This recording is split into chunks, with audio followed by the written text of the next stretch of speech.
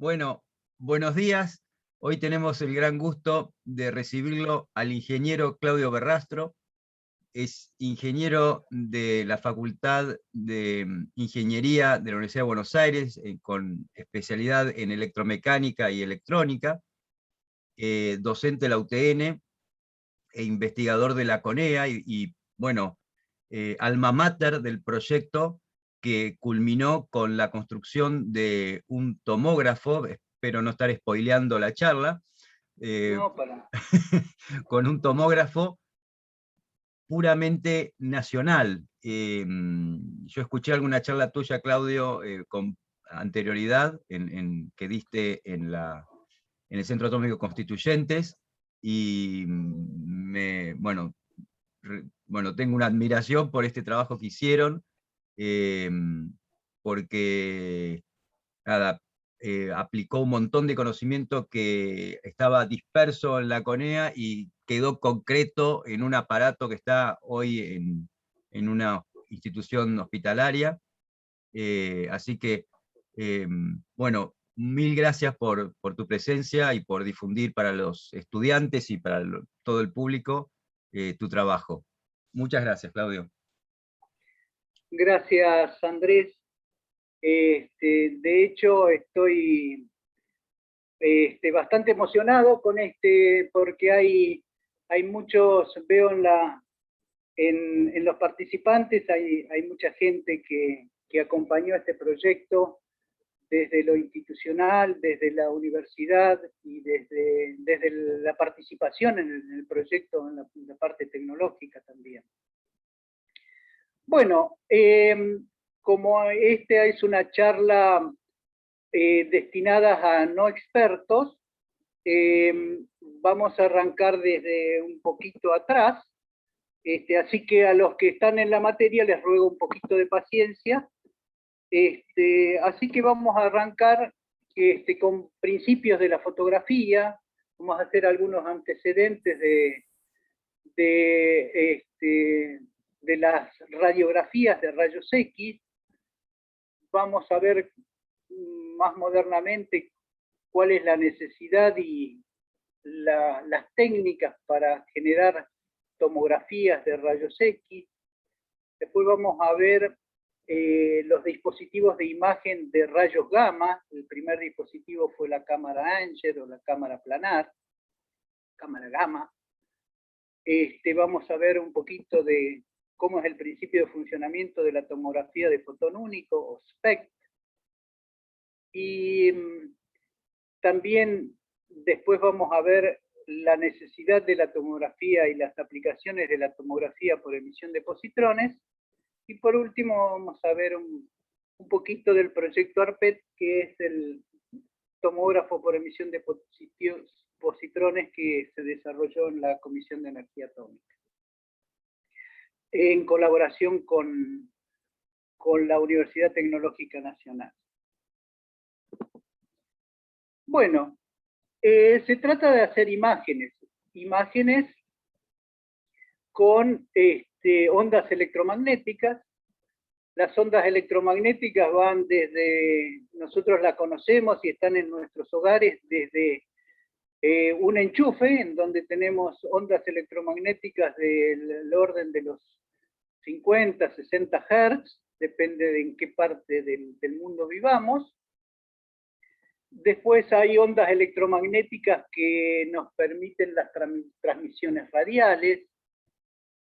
Cada vez esas ondas electromagnéticas van incrementando su frecuencia para incrementar de alguna manera su alcance o la densidad de información que pueden transportar.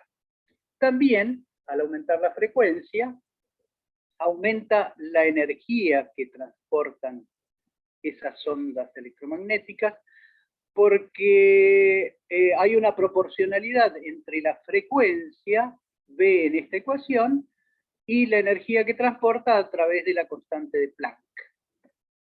Simplemente esto es para contarles de que a mayor energía, más penetrantes son estas radiaciones electromagnéticas. Es así entonces que cuanto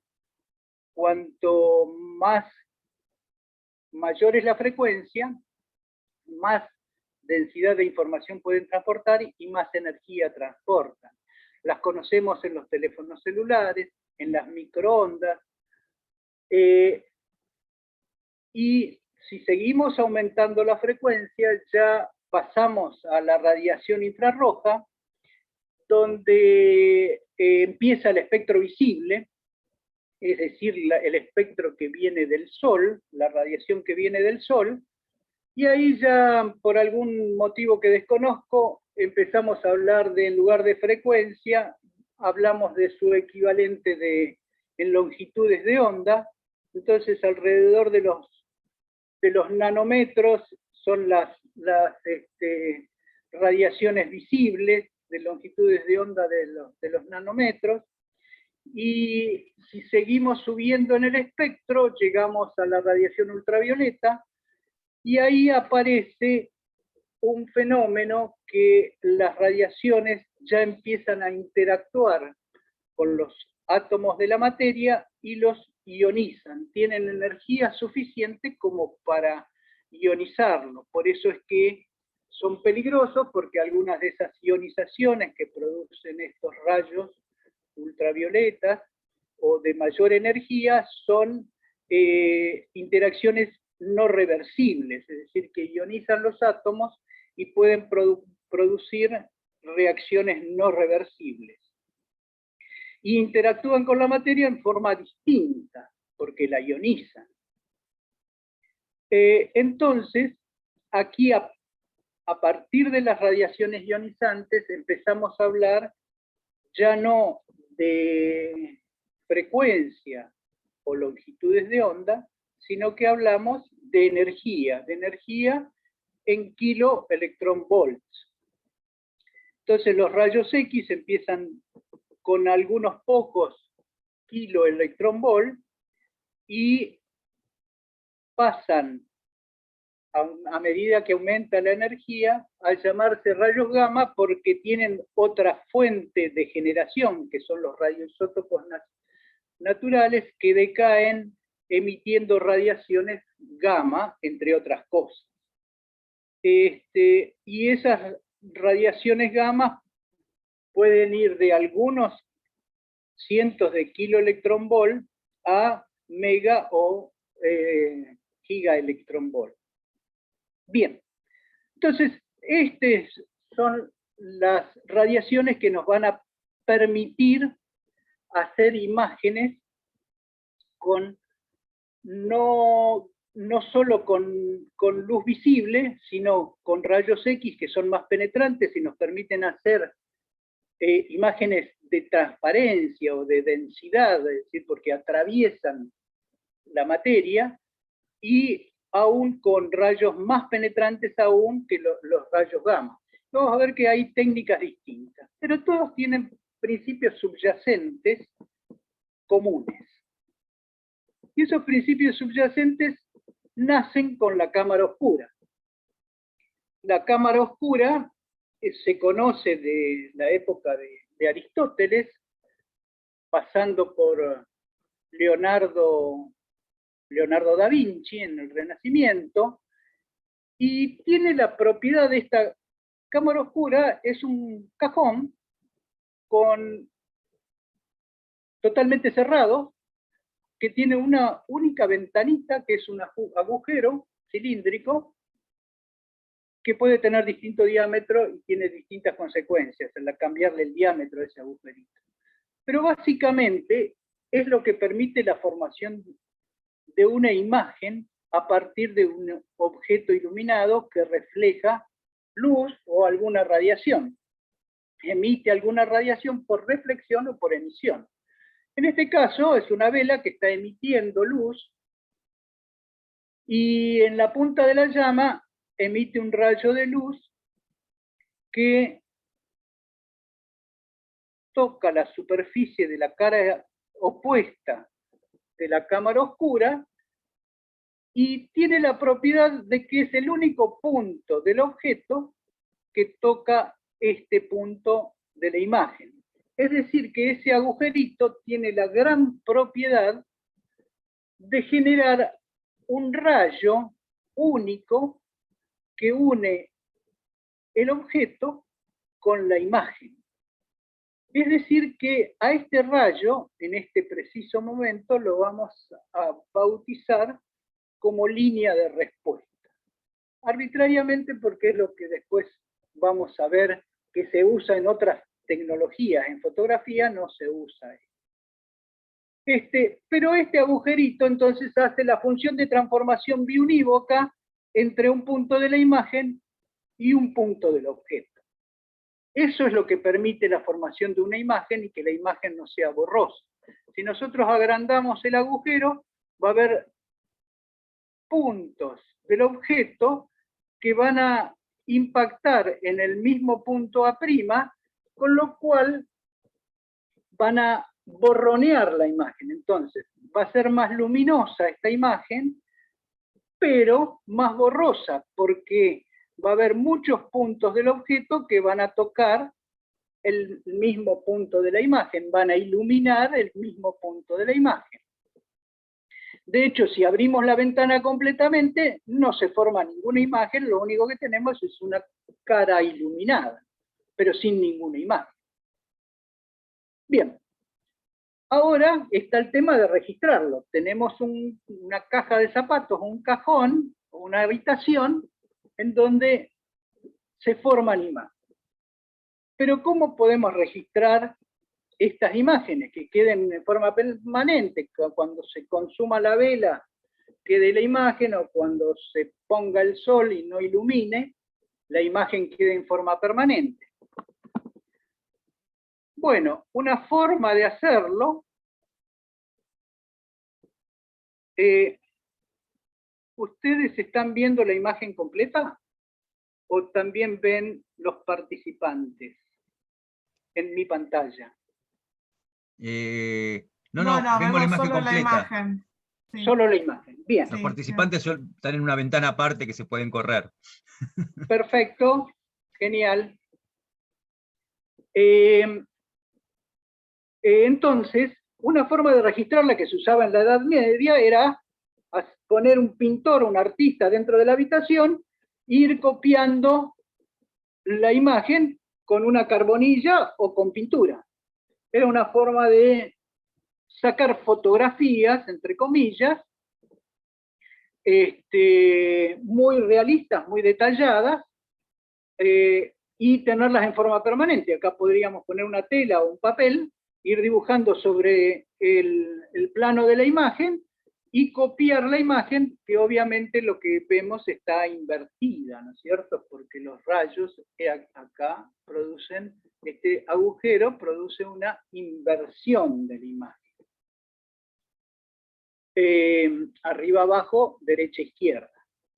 Bien, entonces, para obtener una fotografía moderna, lo que vamos a necesitar, por un lado, es mayor luminosidad, porque necesitamos que más rayos de luz provenientes de un punto del objeto impacten en un punto de la imagen. Entonces, para eso nos valemos de la propiedad de refracción, es decir, que una onda de luz incidente, cuando cambia de medio, si ese medio es más denso, se acerca a la normal y se desvía. Entonces yo puedo hacer lentes de vidrio esféricas, delgadas, porque hay muchas lentes, pero para entender el principio vamos a tratar de simplificarlo. Y la idea es que los rayos de luz se desvían al entrar a un determinado medio más denso, y al desviarse, telesféricos pasan por el foco si son paralelos, si pasan por el centro no se desvían, y si pasan por el foco se desvían, pero la idea es que impactan muchos rayos con distintos recorridos, es decir, que tienen líneas de respuesta diferentes, diferentes caminos, pero todos conducen desde el punto A del objeto al punto A' de la imagen. Esto ayuda a aumentar la ganancia, la luminosidad de la imagen. Esto quiere decir que ya no voy a necesitar pasarme solamente poder trabajar durante a las 12 del mediodía, un día de sol, sino que voy a poder trabajar durante más tiempo y aún con iluminación artificial. Pero todavía no tenemos resuelto el tema del registro de la imagen, es decir, poderla grabar. Y no fue hasta 2000 años después en que Daguerre, un ingeniero francés, descubrió que con cierto tratamiento sobre películas de cobre, con cierto tratamiento con sales de plata,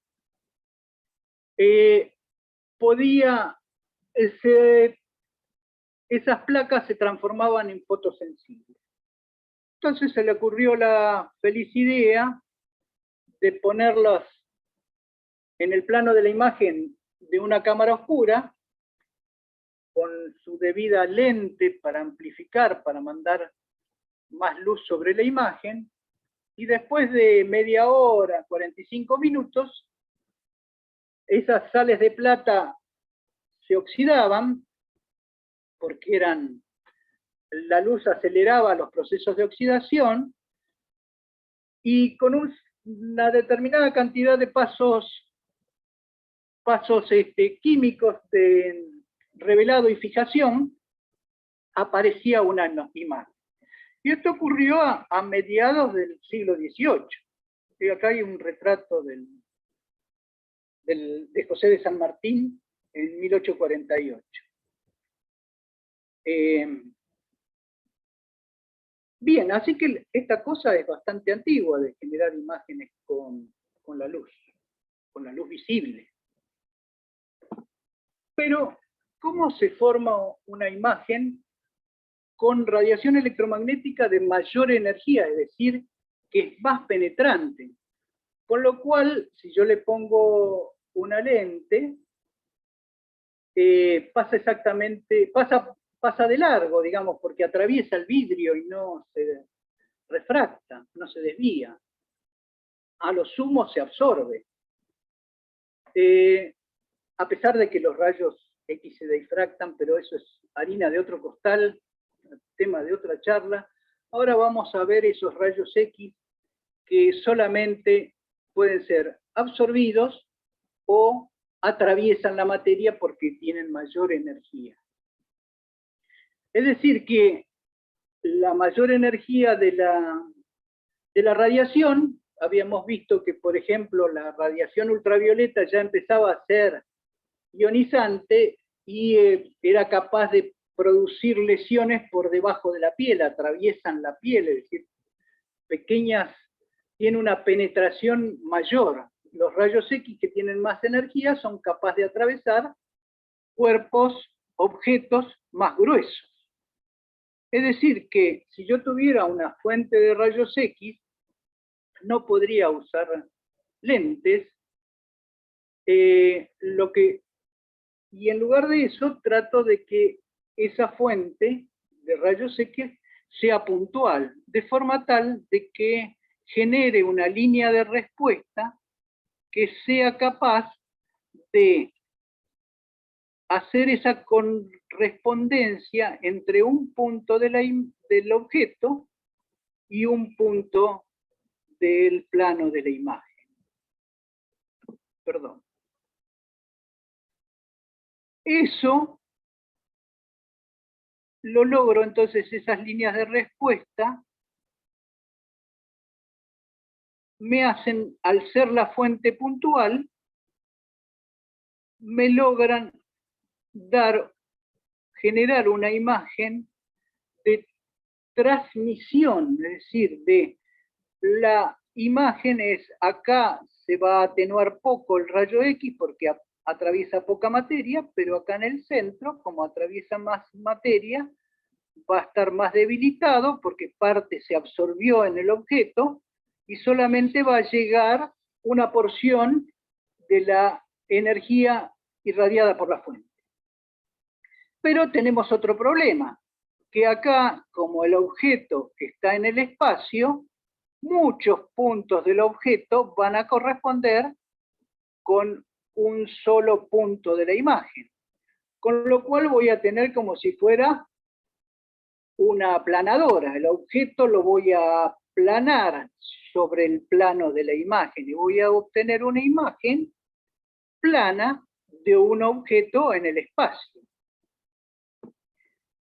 La primera imagen de rayos X que se conoció, o que se hizo popular, es la imagen de la mano de la esposa de Röntgen, que en 1895 descubrió por casualidad la existencia de los rayos de esta radiación, que llamó X porque no sabía de qué se trataba, y inmediatamente se dio cuenta de las posibilidades que tenía, porque esta imagen que estamos viendo de los huesos solamente se podían ver cuando en forma cadavérica, en los esqueletos, no en una persona viva. En realidad la imagen real que está en el museo es esta, y tiene todos los problemas que les comentaba, de mayor definición en el centro, porque los rayos eran más perpendiculares, más difusos en los costados, porque los rayos oblicuos atravesaban más masa del cuerpo, del volumen 3D. Y vamos a ver las aplicaciones, algunas aplicaciones. Fíjense que esto, en 1896 se podía ver la bala en una pierna de un soldado y ver si había impactado en el hueso o no, si era operable, no era operable. Esto es un avance para la medicina extraordinario, poder ver adentro del organismo objetos. Y no solo eso, sino que en mi época por lo menos se usaba en forma extensísima para la detección de la tuberculosis. Esto produjo unos avances extraordinarios en el diagnóstico de enfermedades. Bien, pero veamos cómo se generan esos famosos o esos tan útiles rayos X. ¿Cómo puedo disponer de una fuente puntual de rayos X para poder iluminar los cuerpos y hacer imágenes de su densidad, de su transparencia a esos rayos X? Básicamente es un tubo de rayos catódicos con una diferencia de potencial aplicada entre el ánodo y el cátodo, lo suficientemente alta como para acelerar los electrones que impactan en un ánodo que en general es de tungsteno, y ionizan los átomos del tungsteno, y al desionizarse, es decir, al volver su estado estable, emiten un rayo X, que es el que descubrió Röntgen experimentando con este tipo de dispositivo, de un tubo de rayos catódicos, y vio que producía luminiscencia en ciertas placas y nivelaba las placas radiográficas, las placas fotográficas. Acá hay otro diseño donde el ánodo de tungsteno está a 45 grados, de forma tal de que pueda salir del tubo de Crookes. Entonces, básicamente, una radiografía se genera mediante un aparatito que es un tubo de rayos catódicos que, con un ánodo de tungsteno a 45 grados, que genera rayos X, y esos rayos atraviesan la materia, son rayos penetrantes, de una radiación que es capaz de atravesar la materia, y de paso también la ioniza, pero nosotros no estamos viendo acá la ionización, sino la capacidad de absorción de los distintos tejidos, que básicamente es proporcional a su densidad. Los tejidos más densos absorben más, y los tejidos menos densos absorben menos, como son los músculos y la piel. De hecho, entonces, lo que tengo yo acá es una imagen de transmisión que me da información de la densidad y la distribución de densidad en el objeto o en el cuerpo. Acá vemos uno de los primeros equipos de rayos X, el tubo de Crookes, acá, la fuente de alta tensión.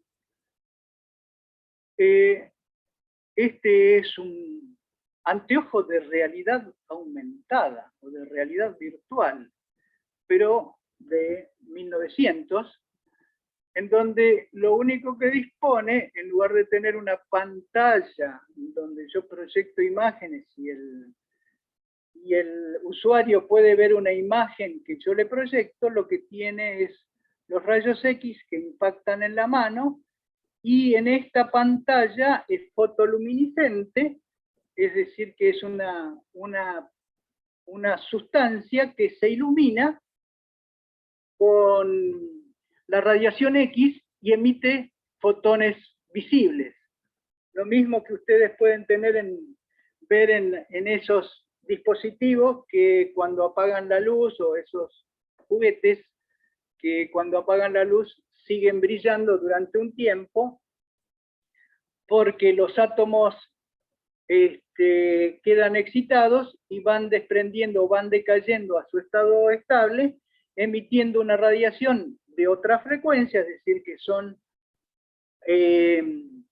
unos wavelength shifter, es decir, unos cambiadores de longitud de onda, porque la longitud de onda del rayo X la cambian a una longitud de onda visible. Bien, eso se hace muy frecuentemente y lo vamos a ver que en la detección de radiación X y gamma se usa muchísimo y se llaman centelladores, o en este caso son pantallas fosforescentes. Bien, para comentarle algunos de los elementos constitutivos. Una fuente, esa fuente de rayos X modernamente, obviamente con el impacto de los electrones, el ánodo se calienta mucho, entonces no lo puedo usar durante mucho tiempo, entonces lo que hago es que el ánodo de tungsteno gire y sea grandote. Yo lo que necesito es que sea chiquitito para que me produzca un punto, una fuente puntual. Entonces lo hago giratorio para que se vaya enfriando y sean muchos puntos, pero uno solo es donde impacta el rayo de electrones, es decir, el flujo de electrones, el flujo de rayos catódicos, y para que sea más colimado y más puntual, le pongo una ventana, de vuelta el famoso agujero en una ventana para que sea puntual y que cada rayo me pueda generar una línea de respuesta o una línea de coincidencia entre un punto del objeto y un punto de la imagen. Entonces, básicamente, resumiendo, una imagen radiológica es una imagen plana de un objeto en 3 dimensiones, producida por una fuente de rayos X, y esa fuente tiene que ser puntual.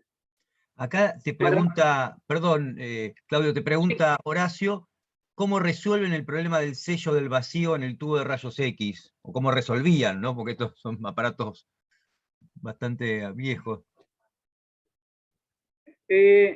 Acá Sí. el vacío es toda esta ampolla. Entonces los electrodos que alimentan el aparato pasan a través de electrodos sellados en vidrio.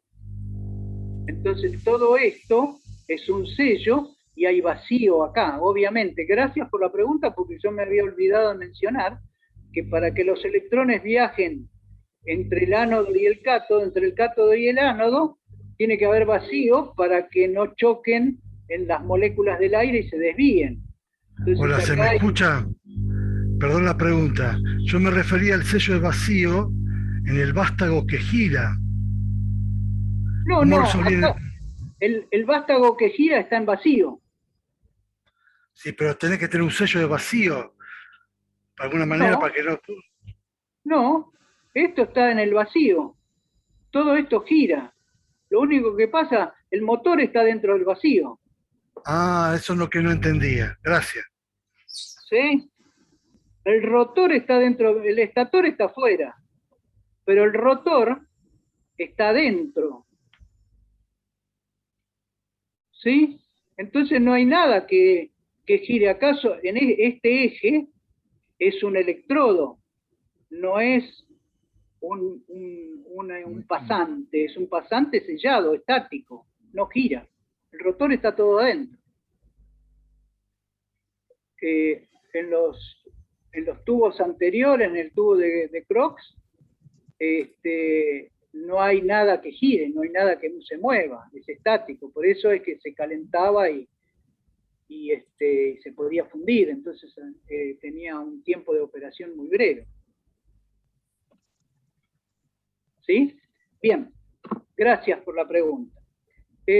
Y por acá, para mencionar acá,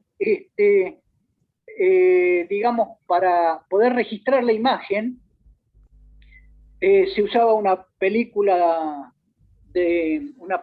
fotográfica muy similar, con mayor sensibilidad, con algunas características, digamos, porque no necesita una amplitud, una gama de grises muy amplia, pero tiene dos pantallas intensificadoras, esas pantallas que veíamos en la figura anterior de luminiscentes, fosforescentes, digamos, se ponen acá adentro de forma tal de iluminar a la película radiográfica y aumentar su sensibilidad. Y por supuesto disminuir la exposición del paciente a los rayos X, que no son para nada inofensivos.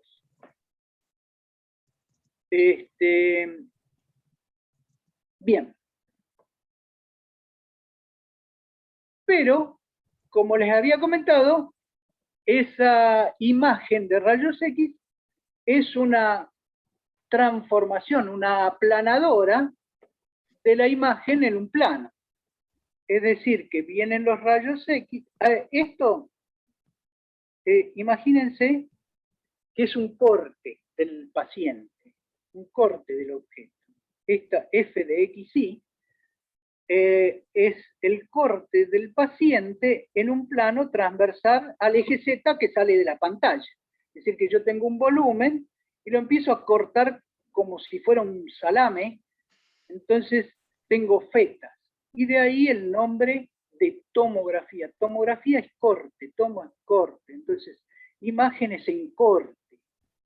Entonces yo lo que, para tratar de generar una imagen volumétrica, en realidad lo que hago es sigue siendo una imagen plana, pero en corte, un corte de un volumen de 3 dimensiones.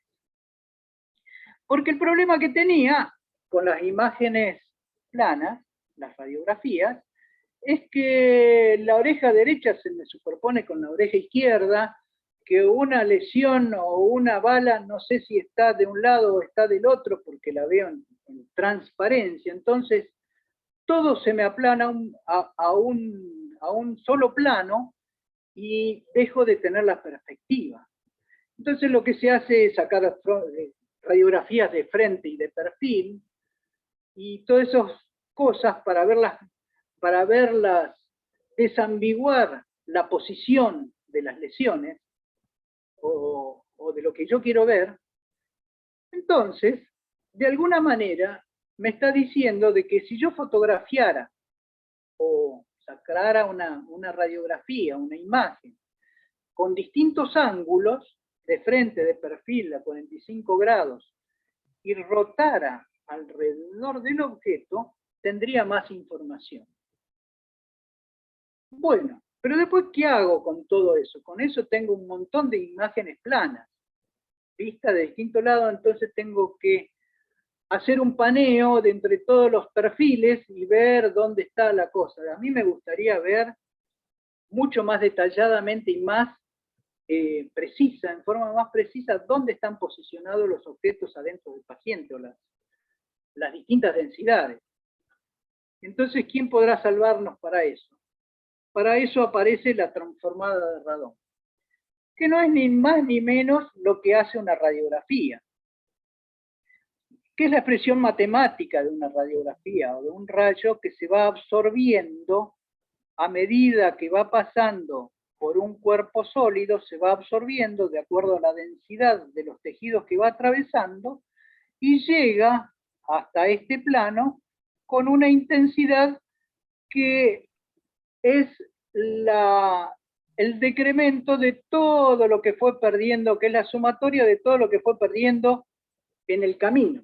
Es decir, que yo acá puedo atravesar muchas líneas de respuesta, en donde la línea de respuesta ya no es un punto de la imagen, sino que es una integral de todos los puntos de la imagen que atravesó la línea de respuesta, y genera un punto en la imagen, el famoso punto A', que es el punto de la imagen, que en realidad ya no es un punto del objeto, sino que es la sumatoria de todos los puntos del objeto. Así lo puedo hacer con muchas líneas de respuesta alrededor y esto puedo girar el plano de la imagen, y lo que dice Radón es que si yo hago infinitas proyecciones de esta imagen f de xy en el plano, y yo genero infinitos vectores con la información de la atenuación del objeto SFXY en los planos de la imagen, entonces hay un método matemático que es la transformada inversa de Radón, que puede regenerar la imagen original. Es decir, que saco infinitas radiografías alrededor y con un proceso matemático de retroproyección puedo generar la imagen nuevamente. Bien, entonces, básicamente, lo que tengo es una guillotina gruesa que lo que hace es emitir un haz en la imagen de la derecha, ¿no? Una imagen, un rayo de X y un grupo de detectores en la otra punta que va registrando la atenuación de los rayos X que atraviesan el paciente. Esto lo voy corriendo, entonces ese corte, esta máquina de fetear que tengo, hace un corte del paciente en el plano XY, donde esta es la coronilla del paciente, estas son las orejas, la nariz. Es decir, que en el eje Z está parado, acá, es perpendicular a la pantalla, y voy haciendo una proyección que básicamente me está registrando la densidad del paciente. Entonces, esa guillotina gruesa que me fetea al paciente y lo estampa contra un plano, lo puedo hacer de muchas maneras, hay muchas formas de hacerlo. Esta forma es perpendicular, en donde voy trasladando el detector y la fuente de rayos X, un lineal, y lo voy girando. Esta es en abanico, y donde tengo una banana de detectores que giran junto con la fuente, o bien puedo tener detectores estáticos y lo único que gira es la fuente. Pero básicamente lo que tengo son proyecciones en distintos ángulos de la densidad del paciente. Acá tenemos un esquema más claro del emisor de rayos X que gira junto con la banana de detectores, gira alrededor del paciente. El problema de esto es que los detectores tienen cables.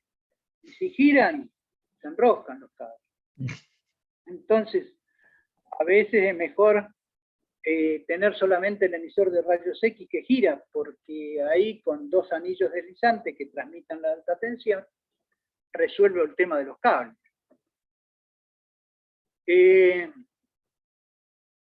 Bien, entonces básicamente tengo un emisor que gira y un anillo de detectores. ¿Esto qué información produce?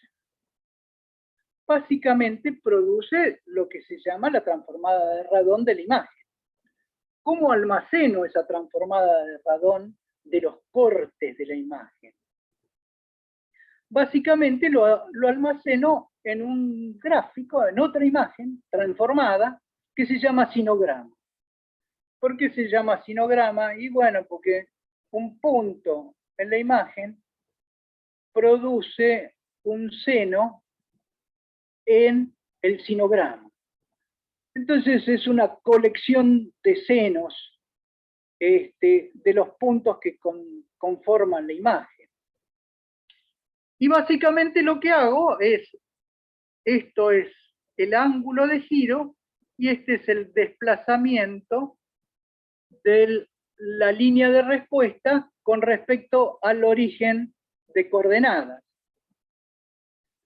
Entonces, pongo la fuente de rayos X en una posición, con el anillo de detectores o la banana de detectores en oposición, y voy registrando el detector 1 cuánta radiación captó, cuánta captó, cuánto captó, cuánto captó, cuánto captó, y genero una fila de esta imagen. Obviamente, en las zonas en donde hay un objeto en donde absorbe menos, voy a tener una captación mayor, y en donde hay objetos que captan más, voy a tener una captación menor. Entonces, ¿qué hago después con este? Esto es lo que captura mi equipo. ¿Qué hago con esta imagen? Bueno, lo antitransformo radón, y entonces lo que hago es decir, bueno, por cada línea de respuesta la trazo con su debida intensidad. Y va a haber esas líneas de respuestas en los objetos que absorben menos. Va a haber mayor intensidad que los que absorben más. A ver, yo voy a tratar.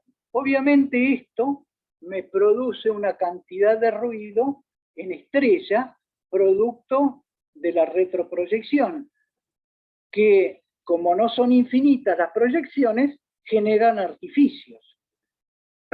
Entonces yo lo que puedo hacer es filtrar esos artificios. Y si me permiten, a ver si puedo lograr ese filtrado. Ven cómo con un tratamiento de filtros de digital puedo ir disminuyendo esos artificios y quedarme con la imagen reconstruida. Bien, entonces, este proceso de reconstrucción es un proceso matemático que se logró solamente con el procesamiento digital de imágenes y requiere un tratamiento matemático de transformada de Fourier, filtros y todos los algoritmos de reconstrucción abren toda una gama de investigación que vamos a ver después los resultados, pero básicamente lo que tengo es un aparato que genera proyecciones de un objeto, de cortes de un objeto, y un sistema de cómputo que genera una retroproyección para reconstruir la imagen original.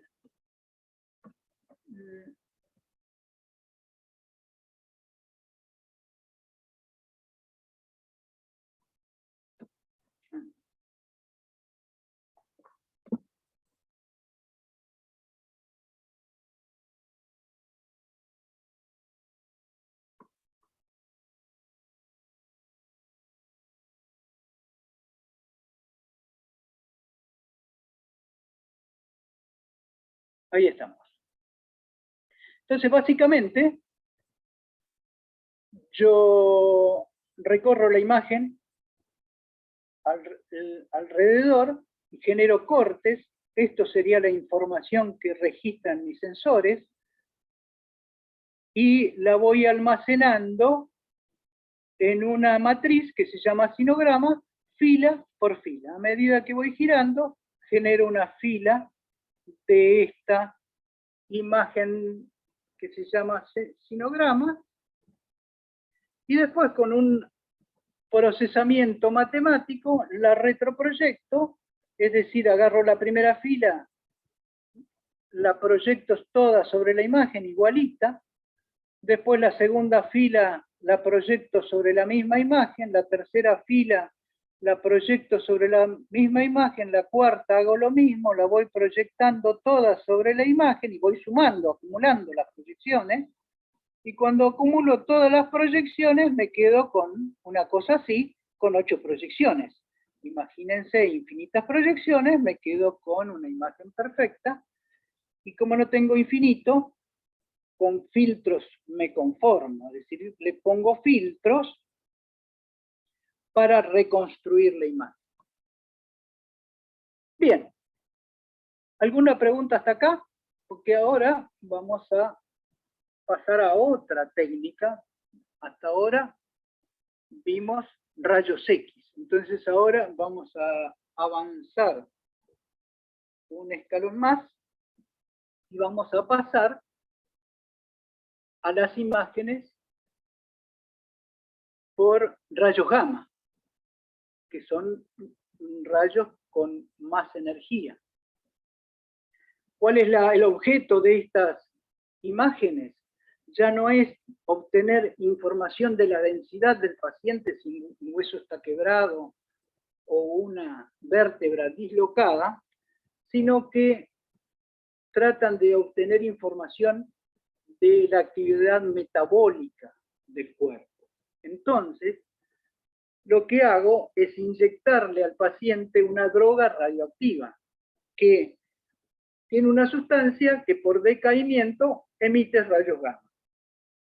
Esas drogas no son cualquier droga, sino que son balas, son radiotrazadores, que se van a alojar en partes del cuerpo que me interesan. Yodo, azúcar, talio, diferentes que están adosadas a moléculas que van a parar a una parte específica del cuerpo. Entonces me permiten iluminar partes muy específicas del cuerpo. Entonces ahora, esa vela que veíamos al principio ya no está fuera, sino que está dentro del paciente. Ya no es una imagen de transparencia, sino que es una imagen de emisión, de vuelta como la vela, como al principio. Entonces, lo que tengo que hacer, de alguna manera, para poder, ya no es la fuente puntual, digamos, la fuente de rayos X que me permitía esa línea de respuesta entre un punto del objeto y un punto de la imagen, ya no la puedo hacer a través de una fuente puntual. Tampoco le puedo poner lentes, porque esto es radiación que no la puedo amplificar. Entonces lo único que me queda es volver al viejo método de la cámara oscura, en donde lo que hago es poner el detector de radiación gamma, que en el caso de la radiografía era una placa fotográfica, pero después en la tomografía ya son detectores de estado sólido, y en el caso de la radiación gamma vamos a ver que tienen una conformación particular para poder detectar rayos gamma. Pero básicamente esta imagen es para contarles de que los principios de la fotografía acá se tienen que cumplir de vuelta, donde tiene que haber una línea de respuesta,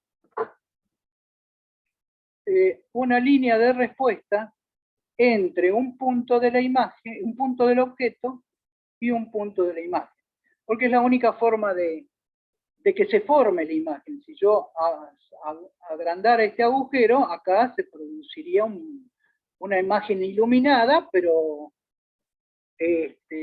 iluminada por rayos gamma, pero no un plano iluminado, pero no una imagen. Entonces, para que sea una imagen, yo tengo que tener un agujerito lo más chiquito posible que me genere la correspondencia de la línea de respuesta entre un punto de la imagen y un punto del objeto.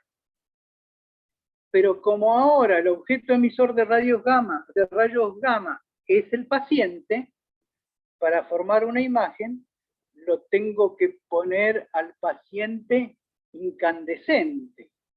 Es decir, que le tengo que dar mucha radiación. Como sabemos que la radiación tiene efectos sobre los tejidos, no es cuestión de andar derrochando milicurí en el paciente porque tiene efectos adversos. Entonces, este agujerito tiene que ser lo más grande posible. Si es muy grande, el tema es que la imagen es borrosa. Bueno, ese es un dilema que tiene que luchar la medicina nuclear en forma constante, entre la dosis administrada al paciente y el tiempo que tiene que estar y la sensibilidad de los detectores. Entonces, para hacer esa correspondencia necesito colimadores que ofician de lentes. El pinhole, el del agujero único que vimos recién, que tiene problemas de sensibilidad. Entonces puedo hacer algo parecido, pero con muchos agujeros, que pueden ser divergentes, pueden ser convergentes, pueden ser rectos, en donde no hay efecto ni de achicamiento, depende del tamaño de los órganos que quiero observar. Si el órgano es muy grande, pongo uno divergente, de forma tal de captar mayor cantidad de rayos que me formen la imagen. Si el órgano es muy chico, tipo tiroides, puedo poner un divergente, un convergente, de forma tal de que me lo agrande. Y en general se usan colimadores planos, que son placas de plomo agujereadas, de forma tal de que los rayos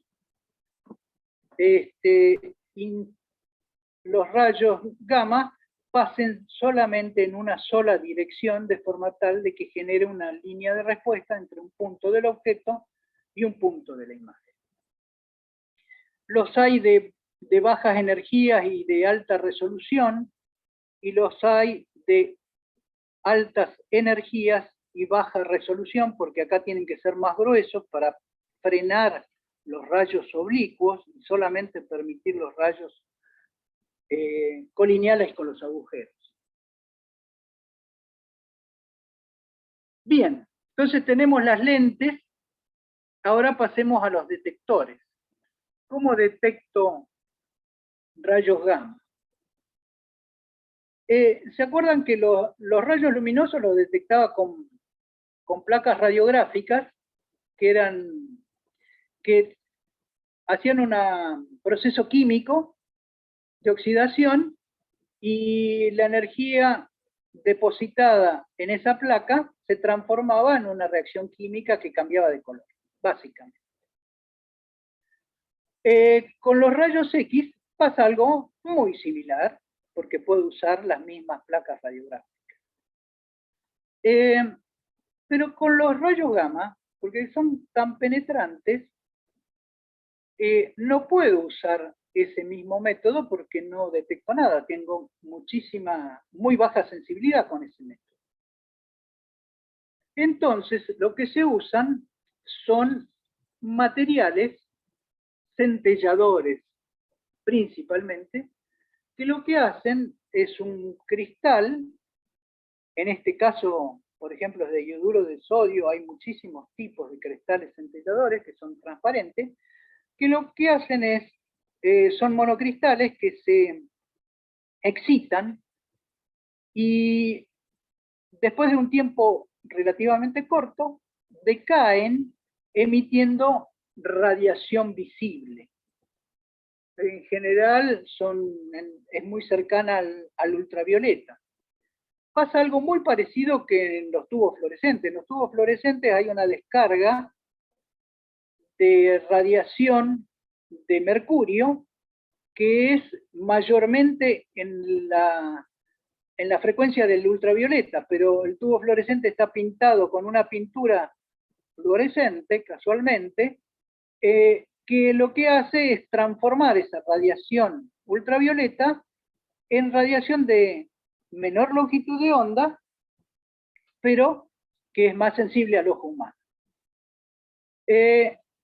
Acá pasa algo muy parecido, pero lo que pasa con la radiación, los detectores de radiación gamma, es que ya no puedo operar con un flujo continuo de fotones, sino que tengo que procesar fotón a fotón. Es decir, el cristal centellador produce esto por cada rayo gamma que incide en él. Y lo tengo que captar, y es tan poquita la luz que genera este destello, depende del cristal, alrededor de 20 a 40.000 fotones luminosos, que los tengo que captar con una colección de fotomultiplicadores, de forma tal de que esos fotones, alrededor de 10, 100 fotones, son multiplicados. Acá hay un fotocátodo que produce electrones que son acelerados y por un proceso de multiplicación dentro del fotomultiplicador genera un pulso eléctrico que es lo que se mide. Ese pulso eléctrico es proporcional al número de fotones que recibe el fotomultiplicador. Entonces los que están cerca del destello reciben mucha luz, muchos fotones y un pulso más grande que los que están alejados, que reciben poquitos fotones y producen un pulsito chiquito. Entonces, con esta información, y gracias al algoritmo de Anger, yo puedo localizarlo de la misma manera que me geolocaliza la antena del celular, de acuerdo a la posición me dice más o menos a dónde estoy, con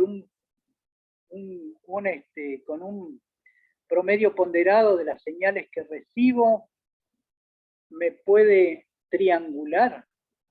Entonces, de la misma manera, se triangula el destello con la señal de los fotomultiplicadores.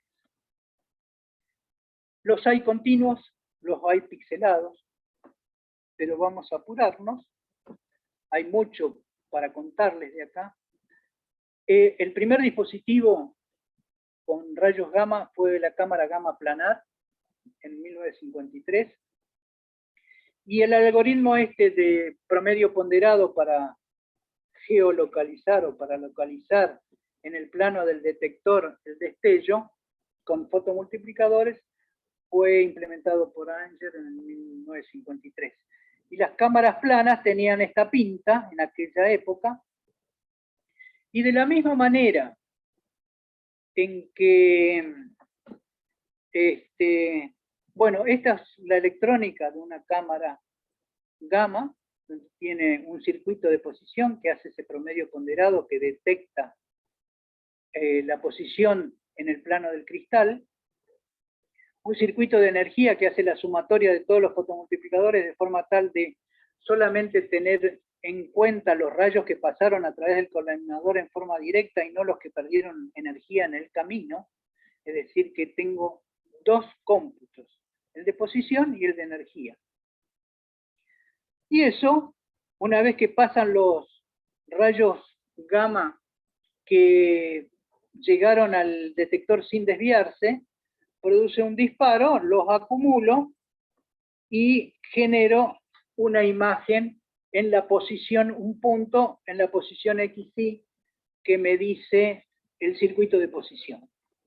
Y así voy acumulando evento a evento, es decir, rayo gamma a rayo gamma, para lo cual me tengo que tomarme un buen tiempo para acumular alrededor de 1 millón de esos puntos para generar una imagen decente. Eso les da una idea de la exigencia de los circuitos de posición en cuanto a tiempo y el circuito de energía, que tienen que ser muy rápidos para computar los rayos gamma que están cayendo como una lluvia desde el paciente. Bien. Acá te pregunta Miguel, ¿para qué es el PHA? Que yo tampoco entendí que era la sigla. Ah, perdón. Esto analiza la energía, es un analizador de altura de pulso, Pulse Height Analyzer.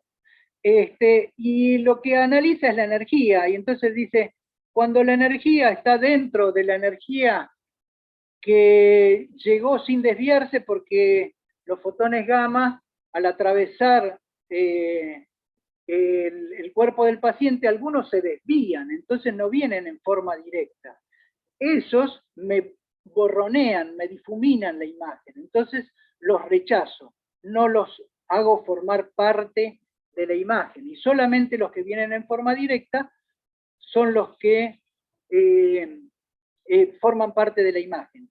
Por eso tengo un analizador de altura de pulso, que es un analizador de energía, que tengo una ventana, si está dentro del rango del radioisótopo que está emitiendo el paciente, entonces lo dejo parar y lo disparo y forma parte de la imagen.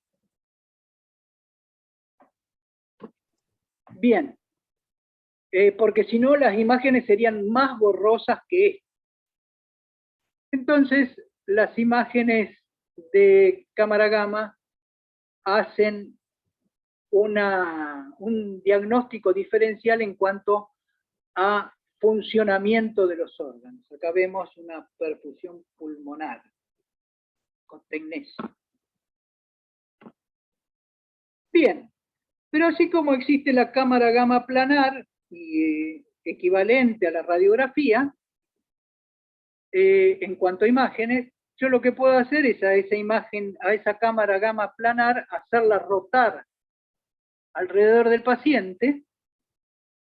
Es decir, que, por ejemplo, las primeras tomografías SPECT se hacían con un dispositivo de esta naturaleza, es decir, se giraba el cabezal de la cámara gamma, se ponía el paciente en un taburete de piano y se lo hacía girar y se tomaban imágenes alrededor del paciente. Esto me permite generar imágenes como esta, en donde tiene el agregado de que son imágenes que tienen que estar sincronizadas con el latido del corazón. Es decir, que se hace una imagen como estroboscópica. se generan varias imágenes, 8, 16 imágenes por cada latido del corazón, que se van acumulando en cada latido, se van acumulando de forma tal de capturar al corazón en la misma posición. Esto me permite, por ejemplo, inyectarle tecnesio al paciente y ver cómo está irrigado los distintos músculos, el pericardio del paciente. Las zonas más iluminadas son las que reciben más irrigación porque acumularon más tecnesio ahí. Y en cambio, las menos iluminadas quiere decir que recibieron menos sangre.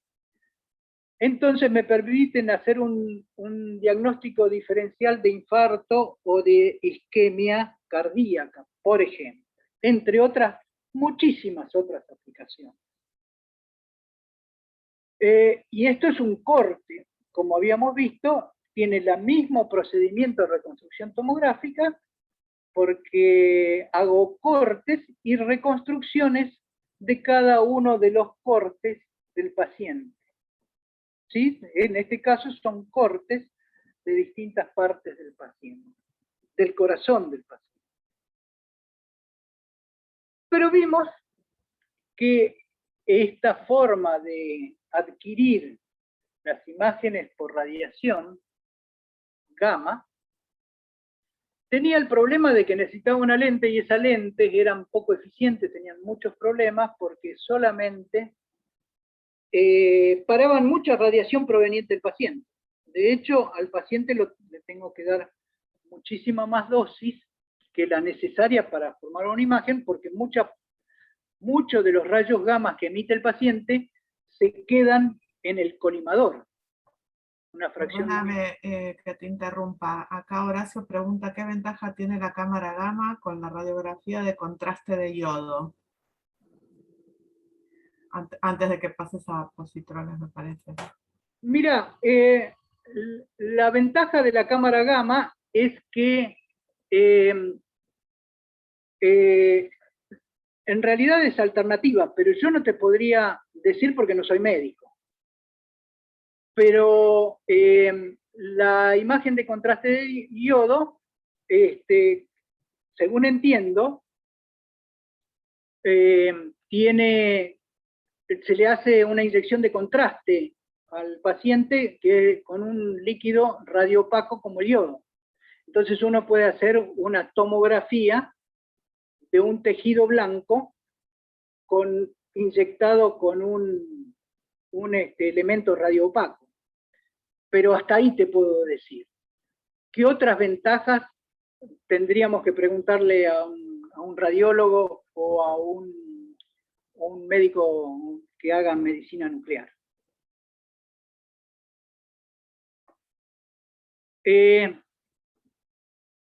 Bien, entonces ahora llegamos ya al final de nuestra charla, cuando les voy a contar cómo funciona el tema de la tomografía por emisión de positrones.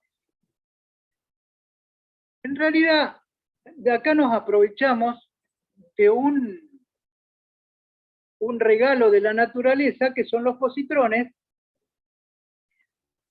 y hay drogas que emiten positrones, y el positrón es el antielectrón, que cuando se junta con un electrón, se produce una aniquilación del tipo materia-antimateria, generando dos rayos gamma.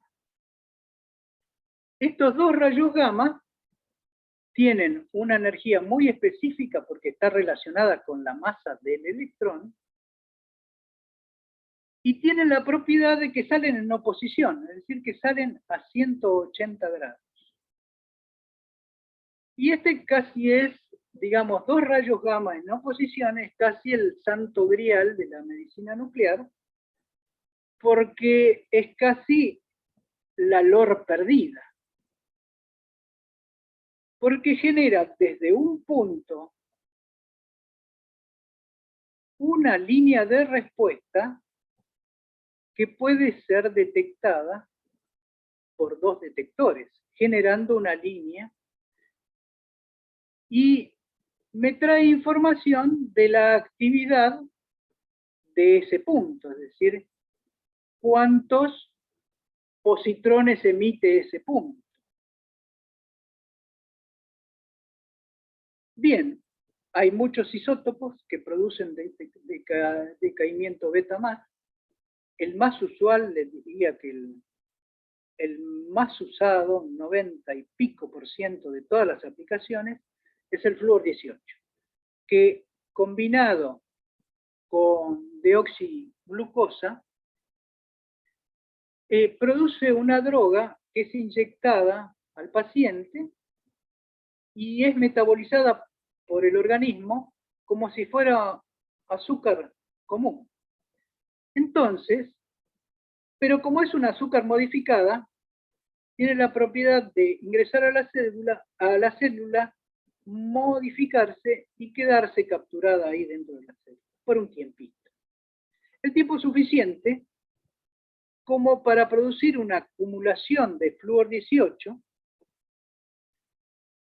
y entonces me permite iluminar aquellos órganos que son más hambrientos. Esos órganos hambrientos son el corazón, el cerebro y eventualmente algunas células que tengan un metabolismo alterado, que se reproduzcan mucho como las células de cáncer. Entonces, es la técnica ideal para la detección de algunas enfermedades cardíacas, algunas enfermedades cerebrales y fundamentalmente para la detección temprana del cáncer y detección de metástasis. Bien, entonces tenemos el fenómeno, el regalo del fenómeno de radioisótopos que decaen emitiendo un positrón.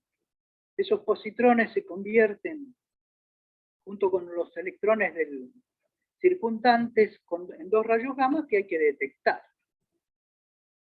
Entonces, lo que se hace es poner 2 detectores de rayos gamma, muy parecidos a los de la cámara gamma planar, con un cristal centellador, con fotomultiplicadores, y ahora sin colimador. ¿Por qué? Porque la colimación la hago en forma electrónica. ¿Qué digo? Si en el detector A detecté un rayo gamma de 511 kiloelectronvolt, quiere decir que vino derechito de una fuente de emisión.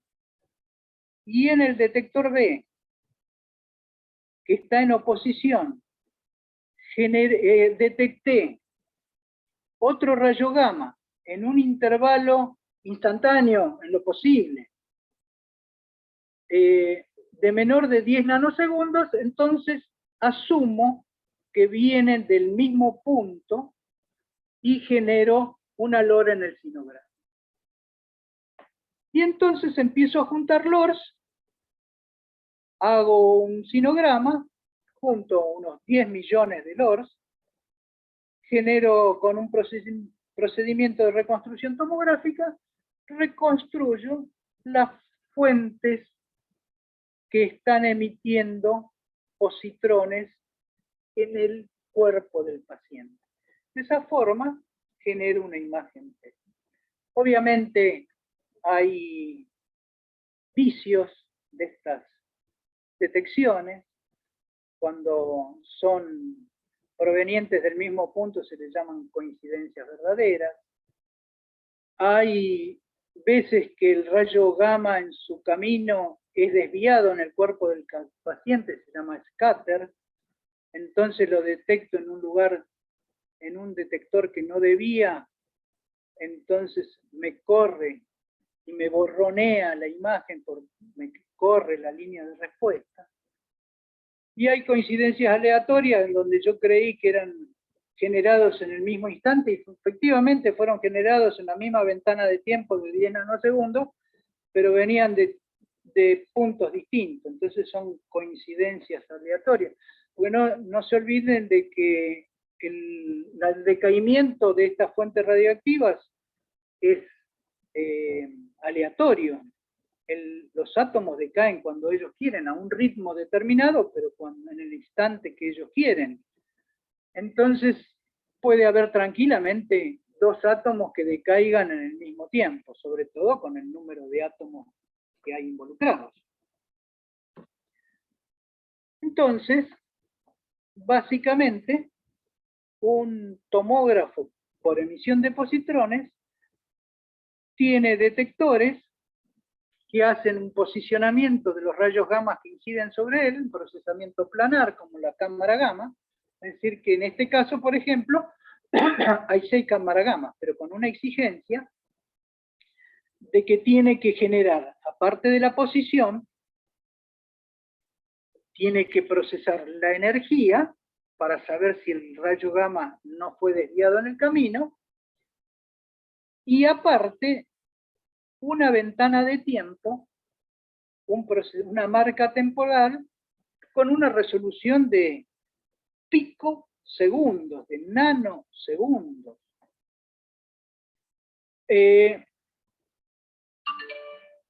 Entonces, la exigencia de procesamiento es mucho mayor.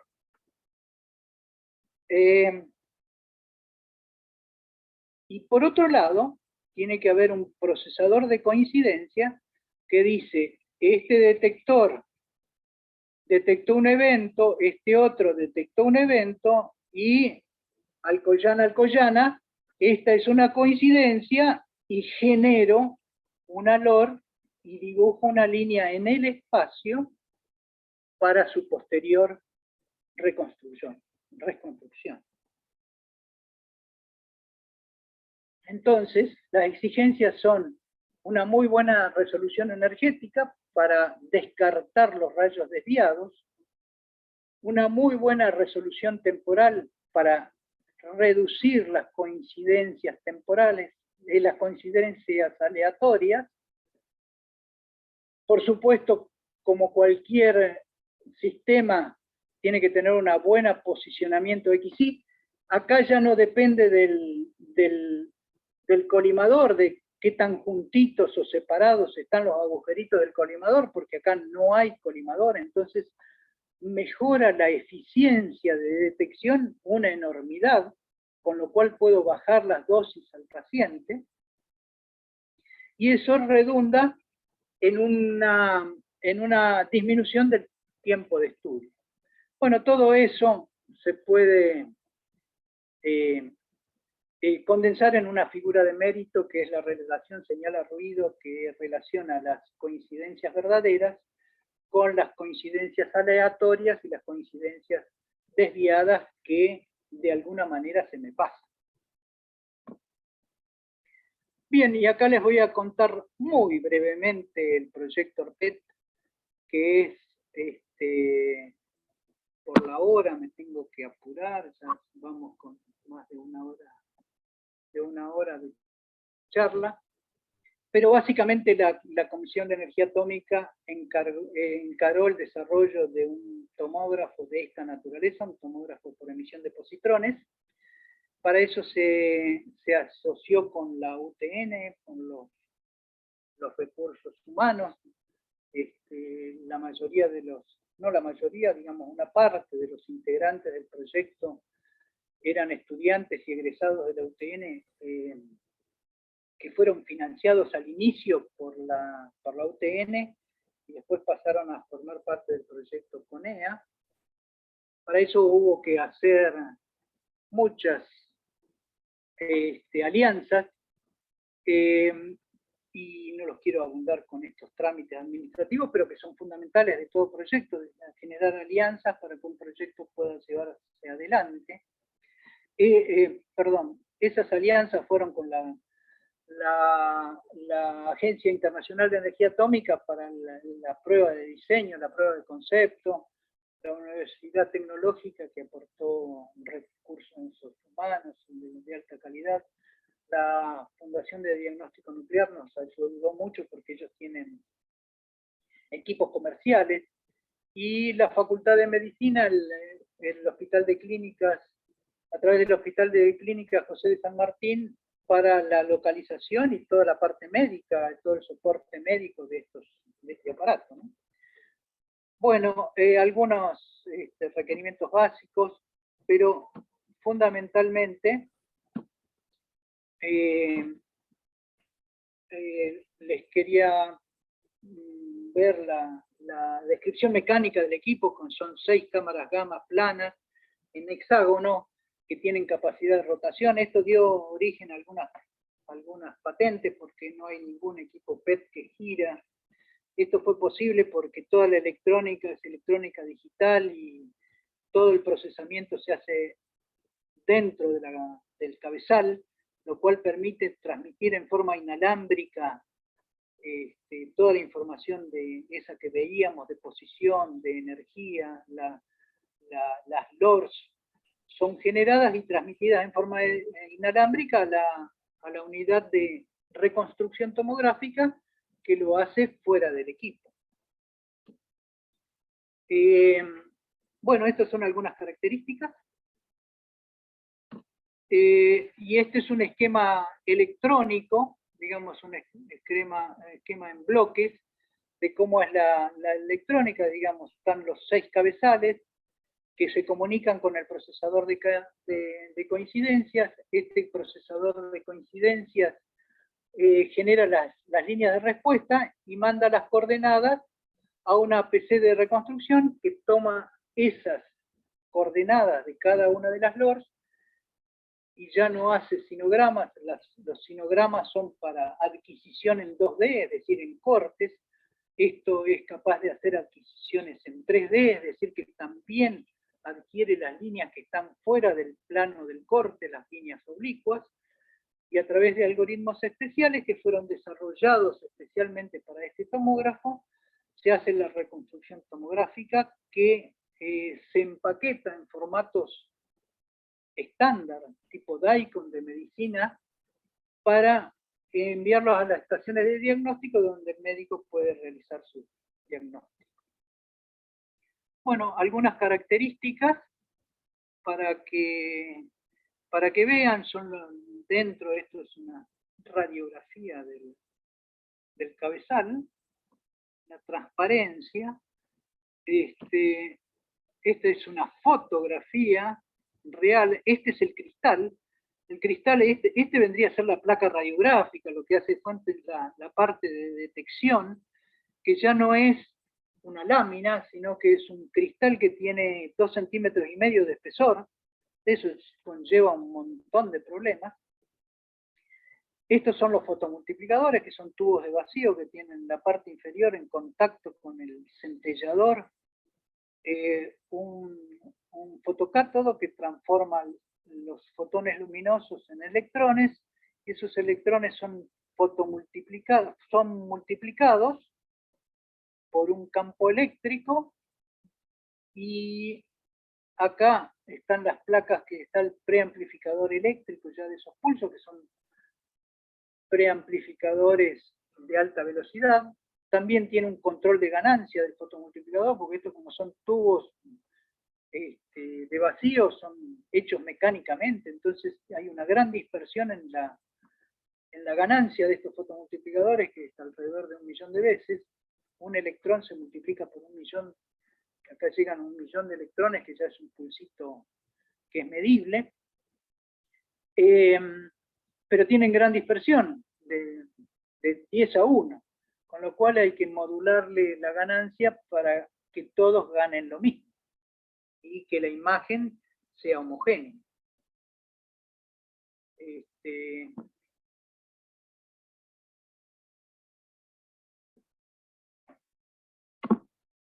Bien, esta es una parte de la electrónica. Estas son las placas de conexión. Este es el procesador de cabezal.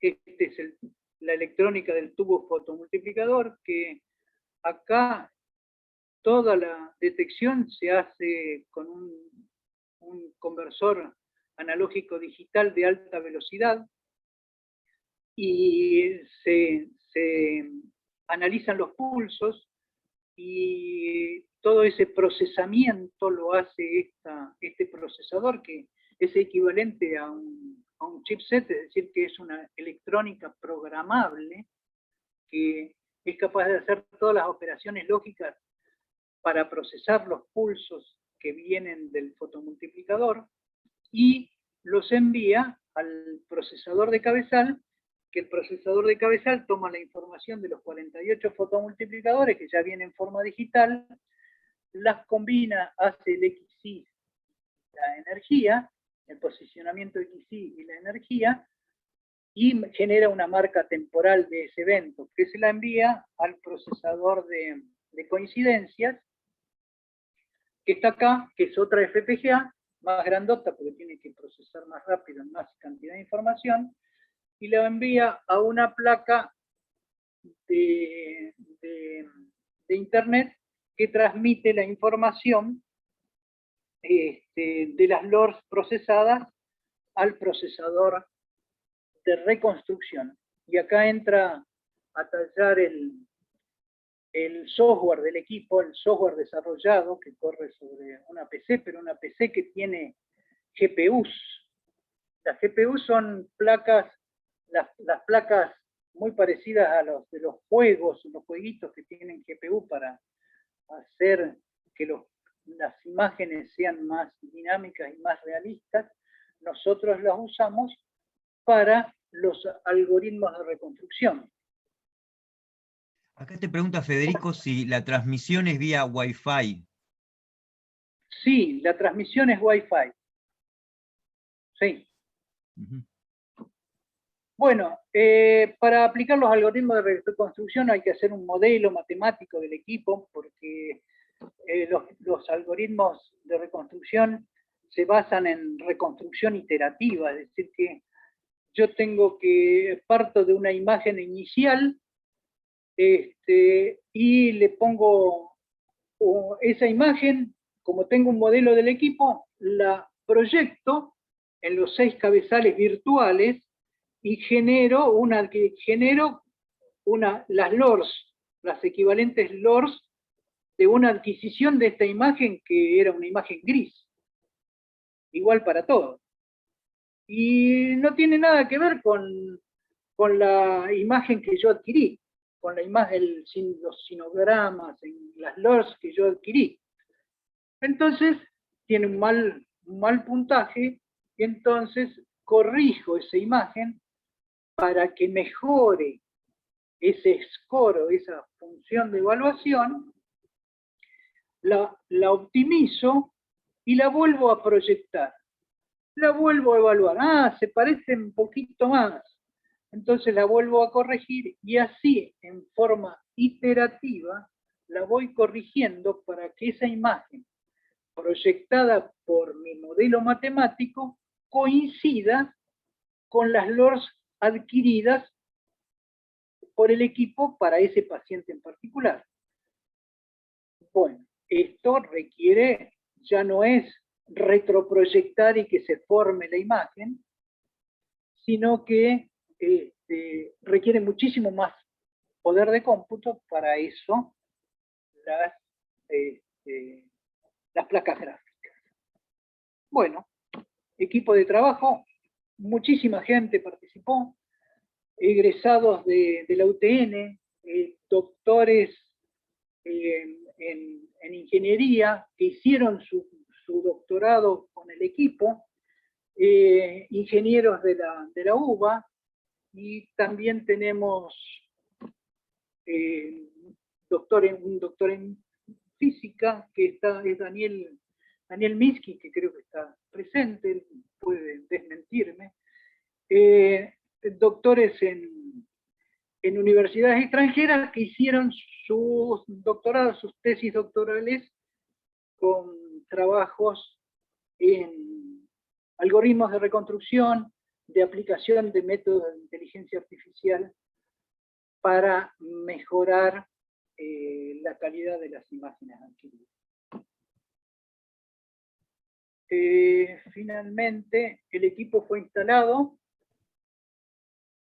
en el Servicio de Medicina Nuclear del Hospital de Clínica José de San Martín.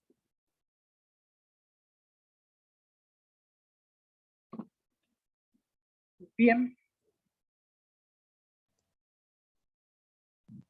Bueno, muchísimas gracias, Claudio, por esta presentación, por este paseo desde la Edad Media, de las primeras cámaras oscuras, hasta este desarrollo tecnológico de última generación que hicieron. Bueno, como siempre, damos paso a las preguntas de los estudiantes, de los más chicos que quieran preguntar.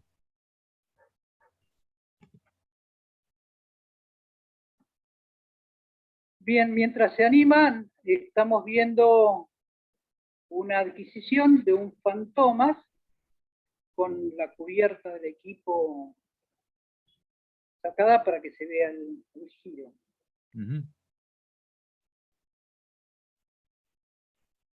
Medio se me traba la máquina, no es que se traba el equipo.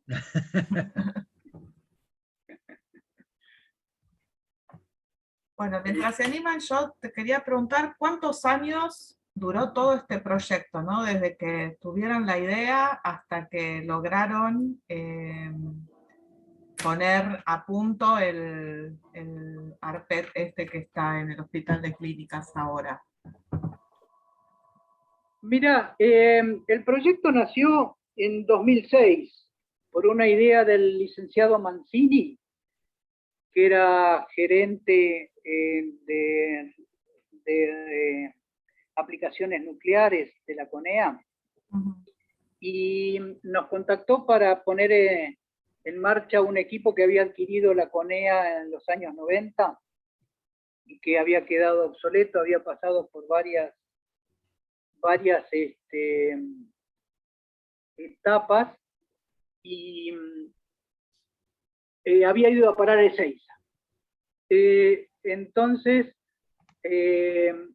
nosotros, en lugar de poner en marcha ese equipo que ya estaba obsoleto, era muy angostito, con tecnología vieja, con una computadora que no funcionaba, nunca había podido adquirir ninguna imagen de un paciente, decidimos encarar nuestro propio proyecto.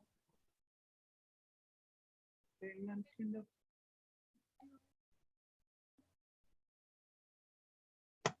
está pasando? Bueno, y les comentaba, entonces en el 2006 nos contactamos con la IAEA, generamos un proyecto de colaboración técnica. A través de ese proyecto conseguimos los 2 primeros cristales y los primeros fotomultiplicadores, y a partir de ahí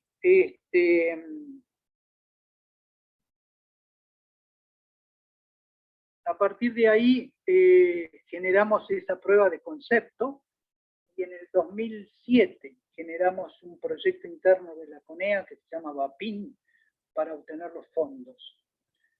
Y a partir del 2007 aproximadamente hasta el 2015, que compras de por medio, logramos integrar el equipo. Y en el 2015 que empezamos a través de un amplio manejo de fondos, a través de la Fundación de Diagnóstico Nuclear, reacondicionamos la sala, que era un desván en el Hospital de Clínicas, donde había una vieja cámara gamma. Entonces, reacondicionamos toda la sala, la refaccionamos, cambiamos los blindajes, adecuamos en forma, construimos paredes, pisos, vigas de refuerzo para alojar el equipo. Bien, reacondicionamos la sala y eso nos llevó, entre el manejo de fondos y la obra, nos llevó 1 año y pico. Y recién en el 2018, en agosto de 2018, pudimos trasladar el equipo a esa sala. Tuvimos que generar un cuarto caliente, equipar el cuarto caliente con pantallas de blindaje, con activímetros, con instrumental. Y pudimos empezar las pruebas de caracterización con fantomas. Tuvimos que adquirir fantomas, fabricar fantomas, que eran esos que veíamos en el videito. Y después de eso, el objetivo era homologarlo con el ANMAT. Iniciamos gestiones con el ANMAT, adecuamos nuestro sistema de calidad de ESEISA. Nosotros estamos certificados ISO 9001 en el departamento, en la subgerencia de instrumentación y control para la fabricación de instrumentación nuclear y de equipos de medicina nuclear. Y esa certificación la tuvimos que poner en línea con las buenas prácticas de fabricación del ANMAT para poder homologar el equipo. Y nos quedamos ahí. Nos agarró la pandemia, tratando de conseguir los fondos para pagar la tasa de certificación por el ANMAT.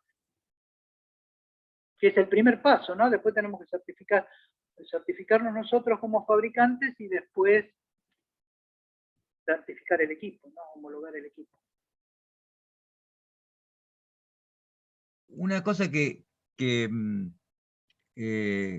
quería preguntarte, o quería más bien que repitas, porque lo escuché en tu charla una vez en una presentación en CONEA, que el equipo este tiene un costo mucho menor a los equipos comerciales.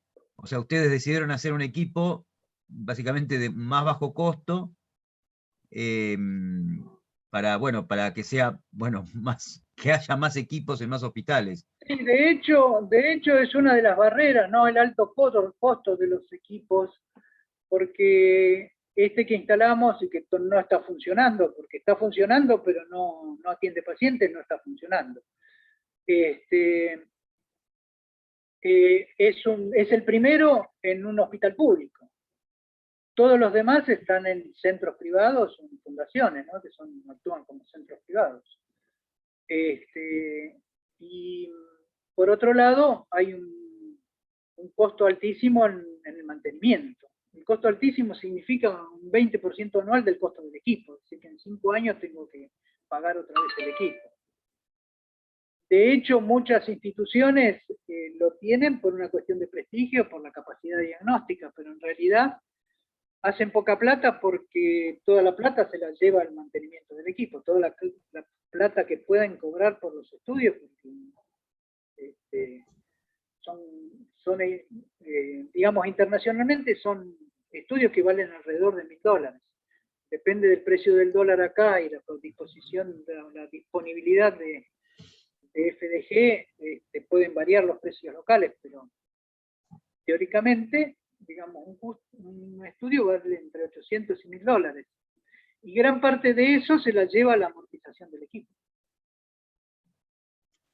Te leo, en el chat, que dice Miguel, muchas gracias, excelente presentación y fabuloso el desarrollo. ¿Qué diferencias de prestaciones tiene el ARPET con los PET convencionales? ¿Por qué se apuntó a este nuevo concepto en PET? Bueno, en principio porque tenía que ser de bajo costo. Entonces, por eso la selección del yoduro de sodio, que es el centellador más barato del mercado. Vale 3 o 4 veces menos que el VGO, que es el siguiente, y alrededor de entre 8 y 10 veces menos que el LSO o el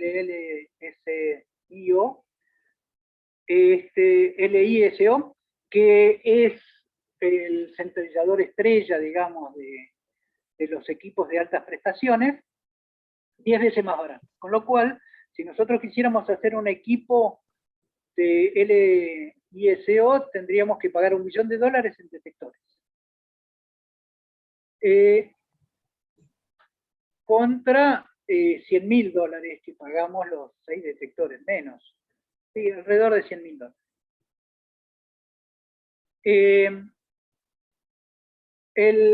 El tema es las prestaciones en cuanto a capacidad diagnóstica. Un tema es la resolución, otro tema es la cantidad de tiempo, el lapso que tiene que estar el paciente dentro del equipo. Y eso tiene que ver con la sensibilidad. El yoduro de sodio tiene muy buena sensibilidad, uno de los más sensibles. más sensibles que el LISO. Y el tema es el pixelado. Nosotros tenemos 6 canales de adquisición, que son los 6 cristales, y cuando es pixelado uno puede multiplicar los canales de adquisición, con lo cual la velocidad de procesamiento de adquisición de esas LOR se multiplica también de acuerdo al número de canales en coincidencia que uno tiene al mismo tiempo. Esas son las desventajas, con lo cual nuestros tiempos de adquisición debieran estar alrededor de 15 minutos a media hora. Pero hicimos un análisis de costo y nos daba abismalmente más barato, amortizando el equipo y todos los costos fijos, los costos de droga, utilizando estos cristales que utilizando cristales pixelados. Eso por un lado. Y la otra es que actualmente no existen tomógrafos PET sin un CT al lado. El CT se usa para la corrección por atenuación, que es fundamental porque la imagen que nosotros obtenemos es una imagen distorsionada porque los rayos gamma tienen que atravesar tejidos de distinta densidad.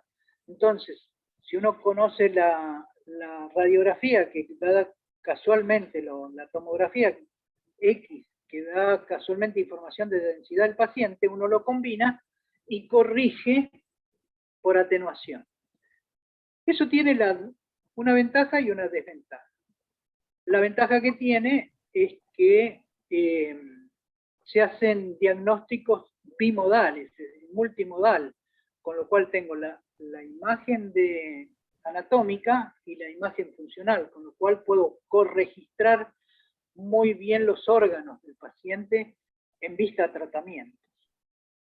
Por otra parte, le estoy dando una dosis adicional de radiación al paciente no despreciable. A veces es mayor la dosis por la tomografía X que por la tomografía de emisión, de la tomografía PET. ¿Y nosotros cómo resolvemos eso?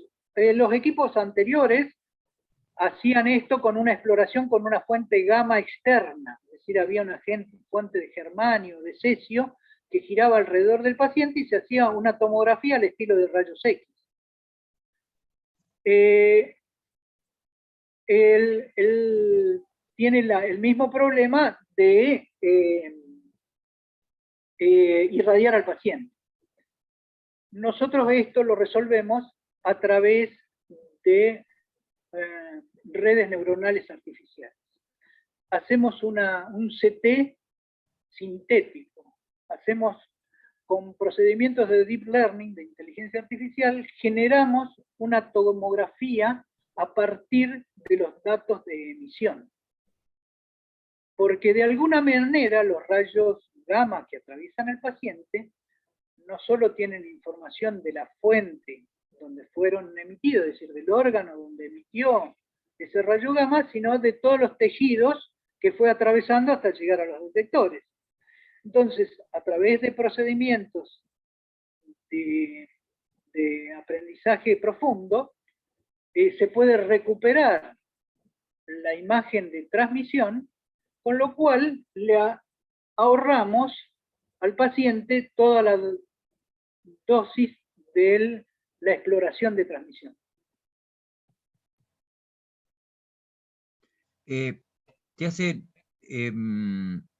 Federico te pregunta, ¿el giro del gantry del ARPET no dificulta la detección de las líneas de respuesta? No, porque el giro del gantry gira entre 4 y 6 revoluciones por minuto. Con lo cual, está, a los efectos del procesamiento de los pulsos, está parado. Estamos hablando de 250 milisegundos, 200 milisegundos, frente a nanosegundos.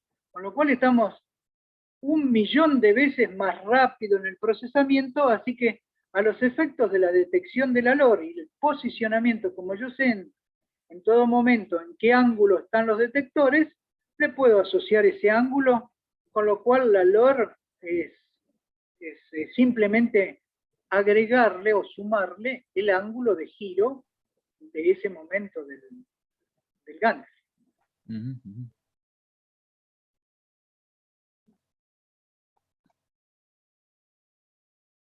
Bueno, tenés un montón de felicitaciones por parte, bueno, no sé si estás viendo el chat, pero lo podrías ver. Sí, Por ahí ejemplo, Pablo, Ella te dice, muchísimas gracias, gran desarrollo Pablo. que merece el Sí, mayor Pablo apoyo Arenilla, institucional. Ah, te sí, pone, Pablo Arenilla, sí, gran apoyo realmente. Si no fuera por él y por toda la institución, esto no se podría haber llevado a y te cabo. pone feliz día del maestro. Gracias. Bueno, más preguntas. El que quiera abra el micrófono y nada, y pregunte.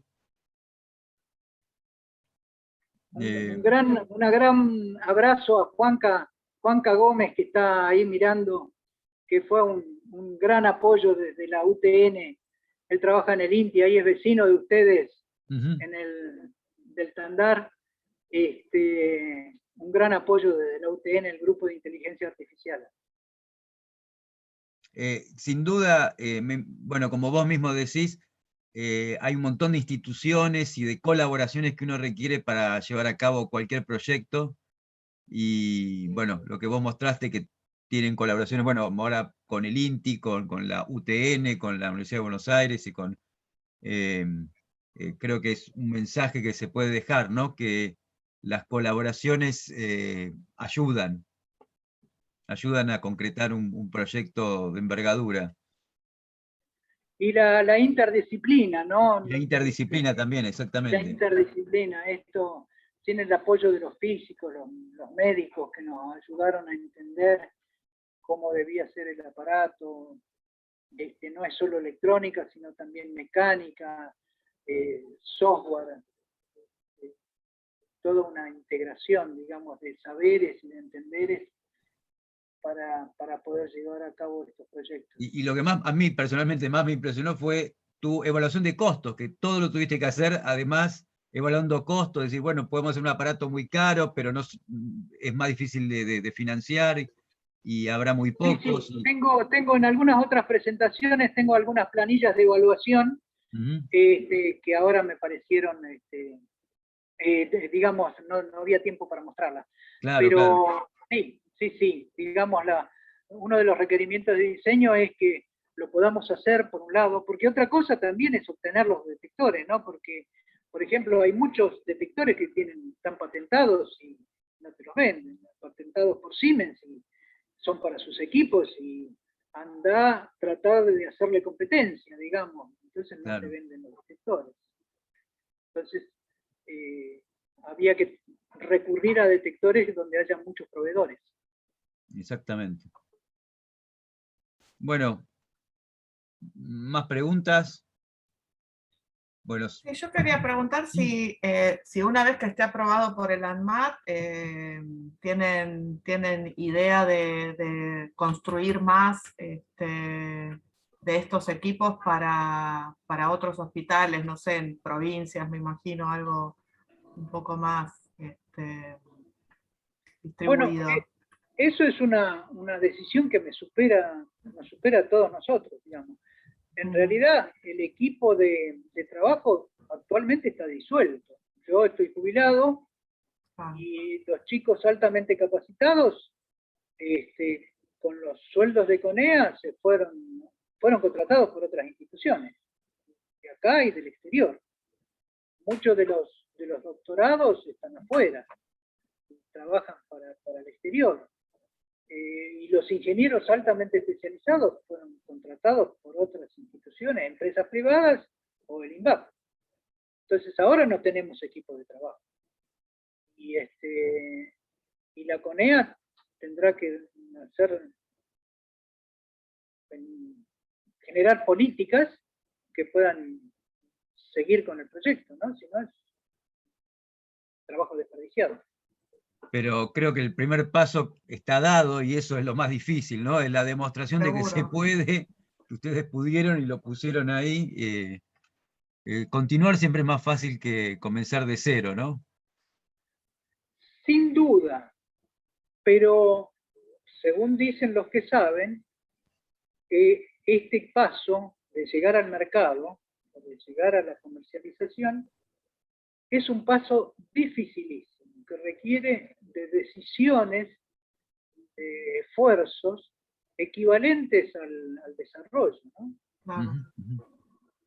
Y es un paso, fíjate, que en donde se han quedado muchísimos desarrollos, tanto de CONEA como de todas las instituciones de ciencia y técnica. Se hacen desarrollos maravillosos, pero no llegan a la sociedad. Esa es una gran ventaja de la CONEA, ¿no? Que tiene todo el circuito integrado.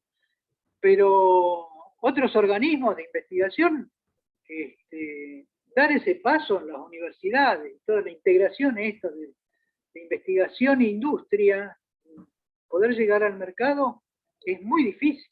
Hay casos de éxito puntuales que no tienen nada que ver con toda la investigación y desarrollo que tiene el país. En general, se adopta el camino más fácil, digamos, que es importarlos, matando todo el desarrollo, financiando el desarrollo en el exterior.